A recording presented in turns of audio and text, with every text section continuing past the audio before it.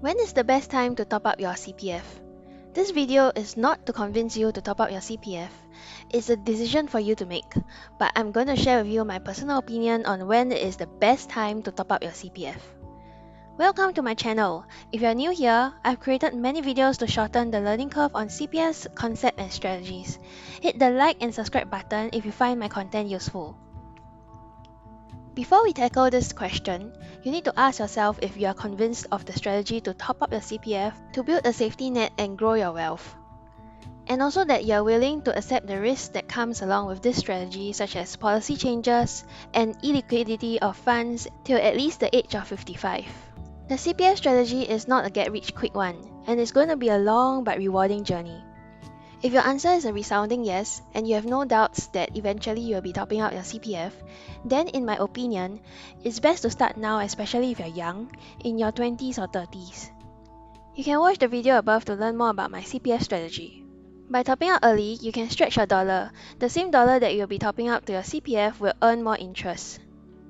The CPF strategy works on a simple principle of compounding interest at 4 to 5% every year, without any fluctuations, assuming no changes in interest rates. For the strategy to work its magic, the recipe for success is having a long time horizon to compound and starting with a large base. Having a long horizon of 30 years but start compounding at 4% with 10k will generate 32k may not be as impactful as starting with a larger base of 100k, which will generate 324k at the end of 30 years. Likewise, compounding with a large base of 100k for a shorter duration of 10 years will result in a smaller sum of 148k as compared to starting earlier. This is why, in my opinion, CPF strategy is extremely time sensitive.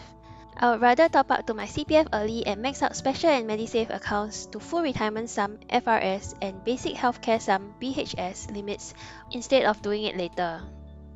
This is just how I perceive the risk-reward of CPF strategy. Risk is low and the reward can be life-changing if I start early. But this is easier said than done because in your 20s or 30s, there are many other financial commitments such as buying a house, vacation plans, saving for marriage and so on. I face the same issues as well, so it's definitely not an easy decision. It has to be a conscious decision to set aside funds and prioritize topping up to CPF against other commitments because I believe the CPF strategy is worthwhile to pursue. Other adjustments would have to be made like buying a more affordable house, managing expenses, etc. In summary, I like the risk-reward of the CPF strategy, which allows me to build my safety net and could potentially be life-changing. Don't miss the boat if you're in your 20s or 30s and have conviction in this strategy. Take action early to maximize the compounding effect. Lastly, share this video with your family and friends whom you think will benefit from this.